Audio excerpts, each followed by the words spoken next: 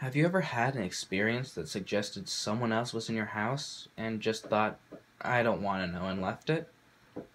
Sometimes, fear of the unknown just seems like the preferable option in facing a real, concrete danger. Normally it's nothing though. One time the beeper function of my wireless house phone went off when I was the only one home. It can only be called from the living room. Another time I swear someone took some change from my desk. They're all probably just slightly disconcerting tricks of the memory. But what would you do when something truly suggestive happens? Would you run or just ignore it like I did? Last Monday was a normal day. I got up, brushed my teeth, changed into school clothes, all little parts of my morning ritual. It seemed like it would be another totally unnoteworthy day, until I saw the strings. There were 3 or 4 thick twined strings in my room. They crisscrossed between the walls around my bed, one attached to the door. No way I would have missed them before, or I should have tripped over them. They were tied to pins in the walls, which had also not existed before 10 seconds ago. Nobody could have been in my room while I was in it, let alone set this up. It was early and my brain wasn't processing correctly. I simply discredited the sight, untied the strings, left for school, leaving them balled up on my desk. It didn't get any better than later. Outside my house there were hundreds of them, tied between houses, around cars, across streets. This had to be some super elaborate prank. One of those hidden camera shows or a comedy improv blog. They'd gotten everyone else to play along too. Passerbys were tangled in them, tying them to objects they were walking towards and away from, as if they had been and were continuing to follow the course laid out for them. I nervously continued my journey to school. On the bus, everyone except me was tied to the door.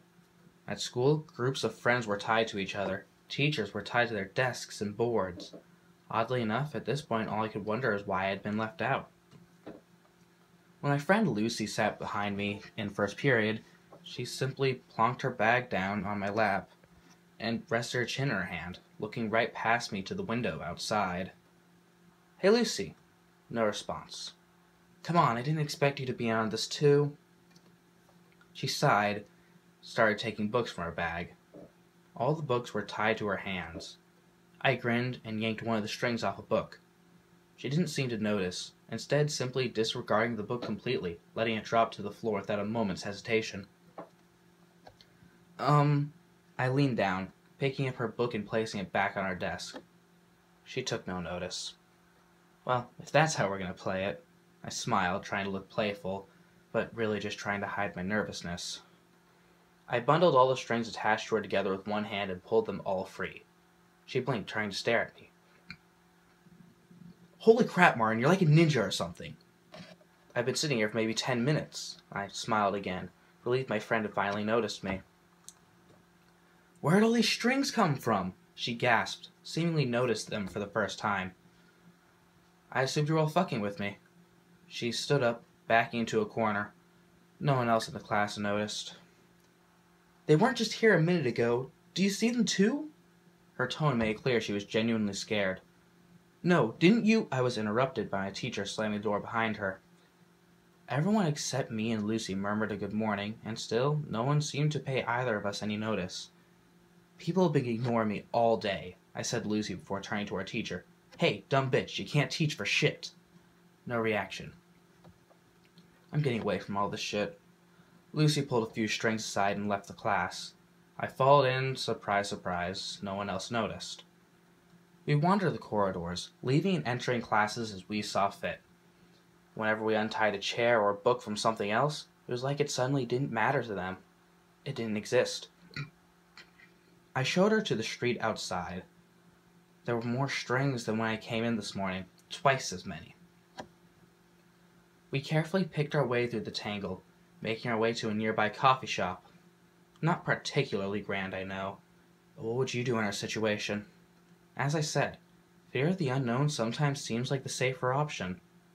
On a few occasions, I suggested we untie a few more people. Lucy was opposed to it, remembering how terrified she'd been. In the coffee shop, we grabbed a couple sandwiches and drinks from the fridge. We found a table, untied all strings attached to the chairs, and sat down.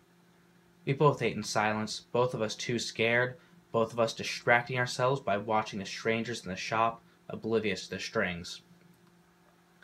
After 20 minutes, Lucy spoke up. "Now she's going to take that sandwich," she said, pointing to a woman across the shop. Sure enough, she walked to the fridge and took a plastic-wrapped sandwich she was tied to. She pays for it and leaves. She did so, according to the prophecies of the string. That guy doesn't intend to pay. I watched as a man took his coffee and ran out of the store, the two servers just looking too exasperated to go after him. "This is horrible," she whimpered. Let's go, please." Outside wasn't much better. Everyone just followed the string's instructions, going about their daily lives. Lucy announced she was going home to sleep this off, and I agreed to walk her home. She only lived 10 minutes away. Away from the busier part of town, there were fewer strings. It was nicer. We could pretend it wasn't happening. When we turned on Lucy's street, she stopped, her mouth falling open. "What now?"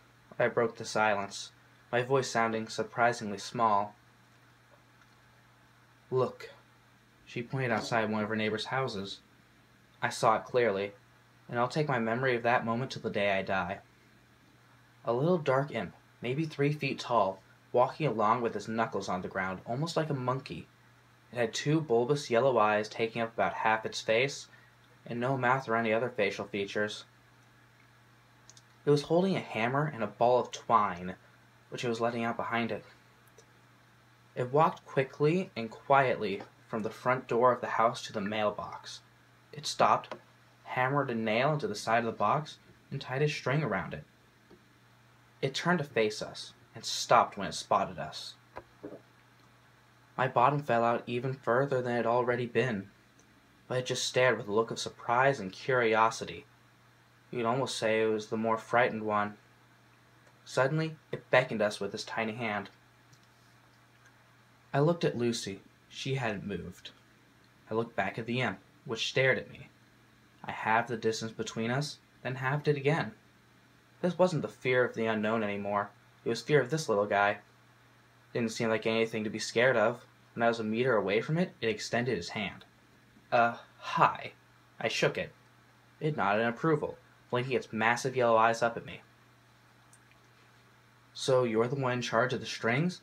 It nodded eagerly. I called Lucy over, but she stayed where she was. "There are more of you?" Another nod. I wanted to ask it so many questions, and what it was and where it came from. But it seemed for now I was stuck with only yes or no questions. Do we even have free will? It just looked at me, almost sadly. I immediately felt sick to my stomach, and couldn't bear looking at the little monster anymore.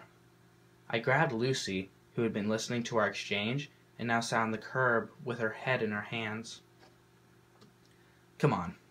We entered her house. I made her a cup of tea. When I found her in the living room, she had untied her dog and was curled up with it, crying. I set the tea down and sat beside her. "I'm so scared," she whispered after a good 10 minutes of sobbing. I didn't answer. I couldn't. "I'm going to sleep," she mumbled suddenly, and it was within the minute.